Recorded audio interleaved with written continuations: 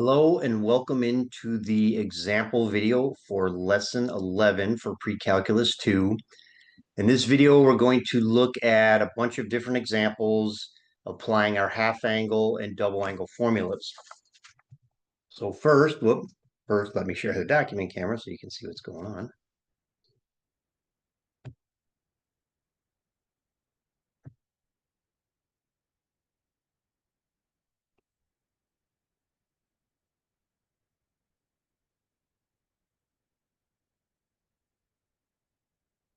All right. So first example, we want to find, excuse me, sine of 2x, cosine of 2x, and tangent of 2x given the following.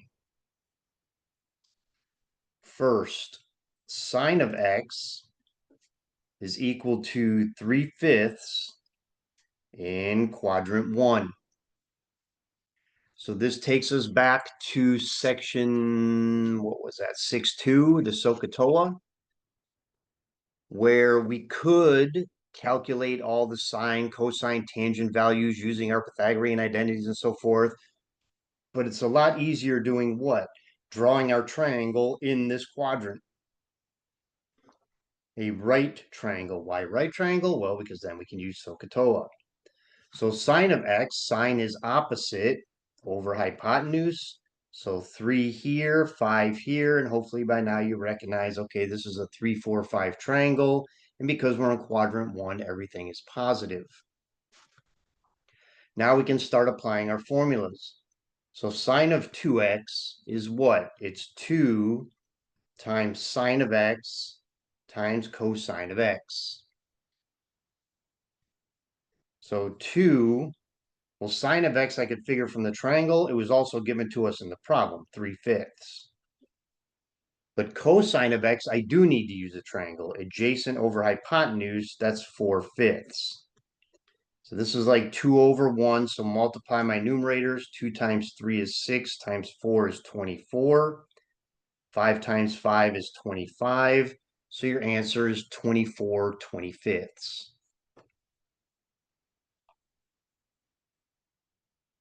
Cosine of 2x.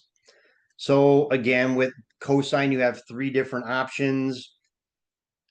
My suggestion is that use the formula of the information you were given. So I was given sine of x is 3/5. So I have a formula 1 minus 2 sine squared of x that uses sine. I could use the other two formulas that use cosine, but if I mess this number up, if this isn't really 4, then I'm going to get a wrong answer for the problem because I made a mistake and now the mistake is carrying over to the rest of the problem. So instead, use the information that was given to you. So we have what? 1 minus sine is 3/5. So 3/5 squared, which is 1 minus 2 times 9/25, which is 1 minus 18 over 25, which is 25 over 25 minus 18 over 25, so 7 over 25. Now for tangent, I do have a tangent double angle formula, but I don't really need to use it because I have sine and cosine, so we know what? Tangent is sine over cosine. So if I do that here, 24 over 25 divided by 7 over, whoops, sorry, move that up, 7 over 25. So now fraction divided by a fraction, do keep, change it to multiplication, flip the bottom. So the 25s cancel out and you get 24 over 7.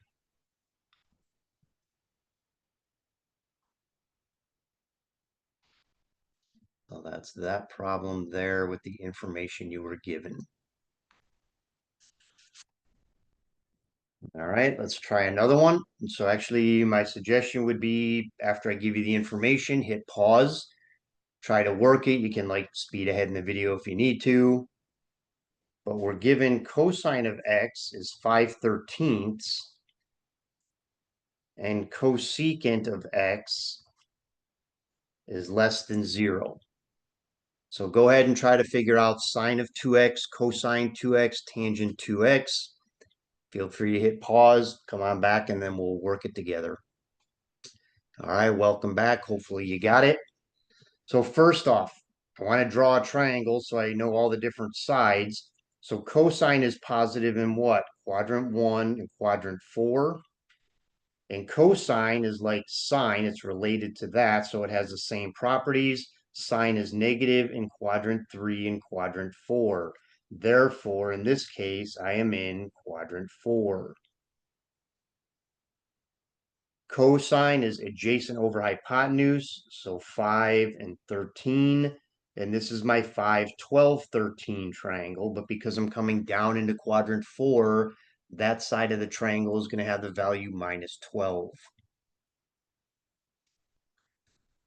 Now we apply the formulas like we did before. So sine of 2x is 2 times sine of x, negative 12/13. Cosine of x, 5/13. So now multiply everything across. 2 times 5 is 10, times negative 12 is minus 120. 13 times 13, 169. So you have negative 120 over 169. Cosine of 2x. Again, you have three choices, but I was given cosine, so I'm going to use 2 cosine squared x minus 1. So this is 2 times 5/13 squared minus 1. So this is 2 times 25 over 169 minus 1. So this is 50 over 169 minus 169 over 169, which gives me negative 119 over 169.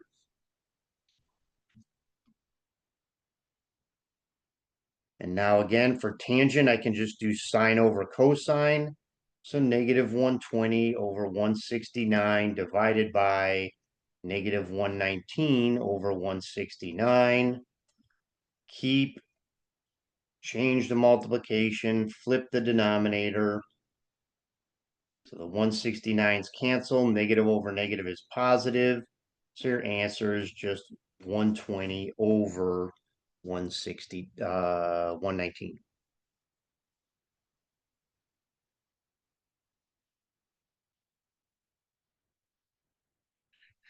So that's that. That's our double angles. Now our half angle problems. So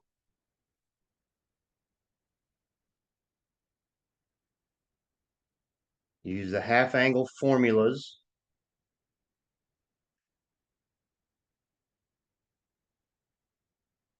to find the exact value. So that means what? Put your calculator away. Exact value means you should be using your unit circles. And so you shouldn't be using your calculator here. If you give me a decimal answer, I know that you use your calculator, not the half angle formula. It's going to be all wrong. So the first one, we have sine of 75. We're trying to, so 75 degrees.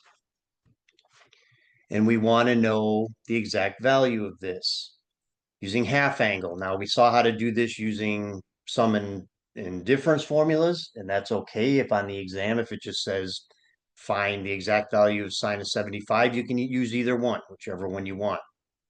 But if it specifies use half angle formula, then you need to use the half angle formula. So the first thing we need to do is figure out what is this going to be plus or minus? And that again is always based on this guy. So which quadrant is 75 degrees in? Well, 75 degrees is in quadrant 1. And in quadrant 1, sine is positive. So this is going to be plus square root 1 minus cosine of u over 2. Okay, that we got through that part. Now I have to figure out what's cosine of u so I can put it in the formula. Well, by our formulas, let me find it here. What did I do with it? Here. So when we were given these problems to begin with, it was sine of u over 2, cosine of u over 2, tangent of u over 2. So that means what? That means that 75 is technically u over 2, right? Whatever's in these parentheses, that is u over 2. So if I want to find out what's the value of u, because that's what I need here, I don't need cosine of u over 2, I need cosine of u. So I need to find out what is the value of u. And so to do that, I'm going to multiply both sides here by 2. So I get what? 150 is equal to u. So let me just go through that again. This 75 by the setup of the problem is u over 2.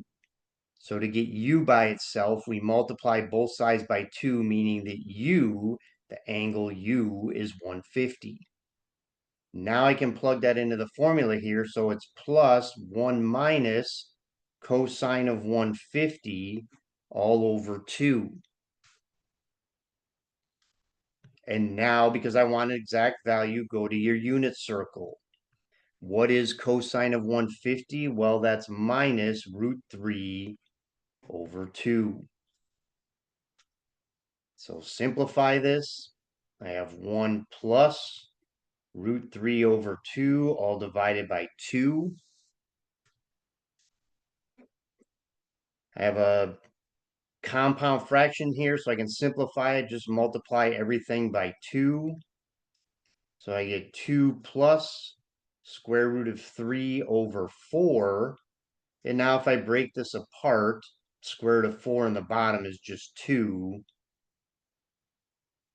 So I get 2 plus the square root of 3 over 2. So a lot of you might be, wait, what are we doing here? This is algebra. This is Math 126 material. Up to here, that's Math 127. After here is Math 126. So if you are not good at simplifying compound fractions, these problems are going to be an issue. And you will need to improve that skill. Otherwise, you will get these wrong simply because you can't do Math 126 stuff. So if you need more practice, let me know. I can refer you to some other videos. I can refer you to different sections in the textbook, the ebook, that you can go and practice some of these. But yeah, everything from here afterwards is all Math 126 stuff. And then the second example is cosine of 9 pi over 8. So instead of a degree measure, we now have a radian measure. Doesn't matter. Everything else is still the same. Very first thing we have to do is figure out where is 9 pi over 8. So 9 divided by 8 is 1 and 1/8. So 1 pi is over on the left, meaning we're a little bit past that. So 9 pi over 8 is in quadrant 3. And in quadrant 3, cosine is negative.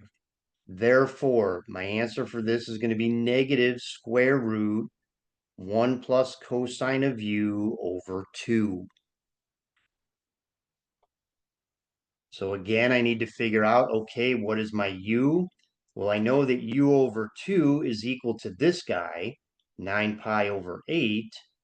So if I multiply both sides by 2, I get u is equal to 9 pi over 4. Well, that's not on my unit circle, so let me figure out what is this actually equivalent to. So 9 divided by 4 is 2 with 1 left over. And so this is technically the same thing as what? Pi over 4. So if I was to sketch this on the unit circle, 2 pi starts me on the right, plus pi over 4 more means this is where I end up. So pi over 4 is my value for u. Now I'll go ahead and plug that in. So I have 1 minus 1 plus cosine of u, which is pi over 4, divided by 2. So 1 plus cosine of pi over 4 is root 2 over 2. Again, multiply everything by 2, so I get 2 plus root 2 over 4. So split the radicals here, so I get square root of 2 plus root 2, and in the bottom, square root of 4, which is just 2. So this would be your answer for this one. Negative square root of 2 plus root 2 divided by 2.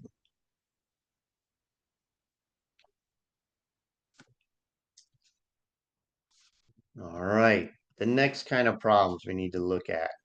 And this is similar to what we did last lesson with the sum and difference formulas. So we want to simplify in the first one, not the second. The first problem is 2 sine of 32 degrees times cosine of 32 degrees. So remember, how did we solve these last lesson? Well, we were just looking at which of our formulas has the form, never mind what the number is, but which one has the form 2 sine times cosine. Well, that's our sine double angle. So this is sine of 2 times whatever the angle is, 32, which is sine 2 times 32 is 64. So this guy here is the same as sine of 64 degrees.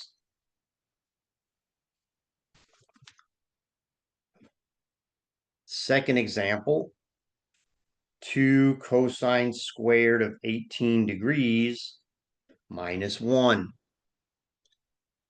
So which of the formulas that I have is written as 2 cosine squared of something minus 1? Well, that is my cosine double angle. So cosine of 2 theta or 2x, or in this case, 2 times 18, which is cosine 2 times 18 is 36. So cosine of 36 degrees.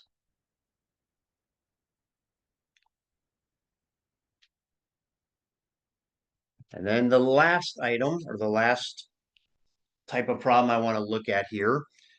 So we had build a triangle with our basic inverse problems.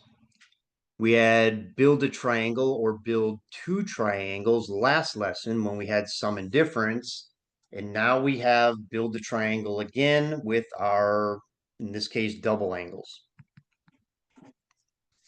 So first, write as an algebraic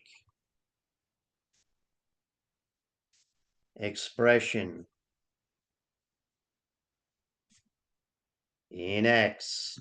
That's your code words. Write as an algebraic expression. As soon as you see that, no matter what type of problem we're doing, that is a build a triangle problem. And you're given sine of cosine, sine of 2 cosine inverse X. So the process is still the same, but this is where we need to be careful. If you remember when I gave you the build a triangle steps, the very first step, and it didn't make a lot of sense before, but now it will, because I said what? Set only the inverse part equal to theta. And so that is key here as well. Set only the inverse part equal to theta, not the 2. If you put the 2 on here, you're going to have a huge mess. You're only saying this part is theta. So theta is cosine inverse of x. And now the rest is the same. Take cosine of both sides. So you get cosine of theta is x over 1. Build yourself a right triangle. Cosine adjacent over hypotenuse. So by Pythagorean theorem, the missing side becomes square root of 1 minus x squared. And again, we've done enough of these. I'm not going to work all that Pythagorean theorem out, but if you don't know it yet, then certainly that's how you would get it. All right, now the tricky step. Everyone gets stuck here. It's like, okay, now what am I supposed to do? Well, what does it say on your steps? Write those steps down on your cheat sheet. So if you have one of these problems, you can do it. You need to do what? You need to rewrite the original with theta instead. So I have sine of 2 theta. Aha, 2 theta. I remember from the videos, George wrote in a big red marker, 2 theta, 2x, 2 anything. This means double angle. So this sine of 2 theta is what? It's 2 times sine of theta times cosine of theta. So according to my triangle, sine of theta is opposite over hypotenuse. So square root of 1 minus x squared. Cosine of theta is x over 1. So if I write this nicely, it's 2 times x times the square root of 1 minus x squared. Written as an algebraic expression in x. No cosine, no sine, no trig functions, no inverse functions, just x's and numbers and square roots. That's it.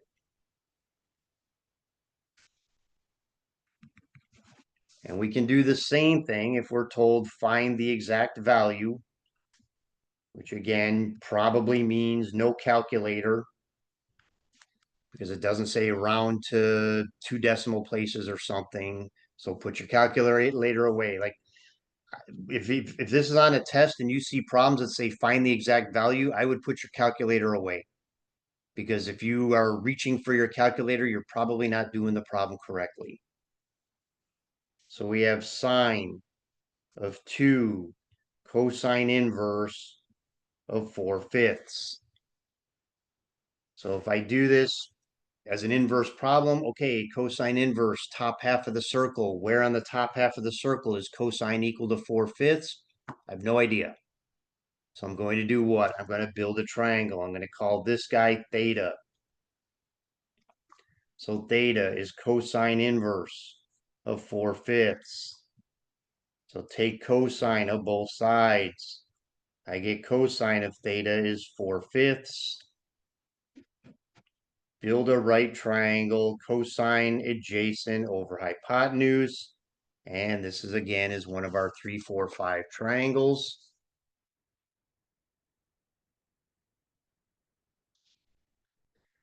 Now rewrite the original. I want to find, just like above, 2 of sine theta, which is 2 times sine of theta times cosine of theta, which is 2. Sine of theta is 3/5. Cosine of theta is 4/5. So multiply everything across, I get 24 over 25. So that is how you would do those types of problems, be it double angle problems, half angle problems. Be careful with how you're processing those.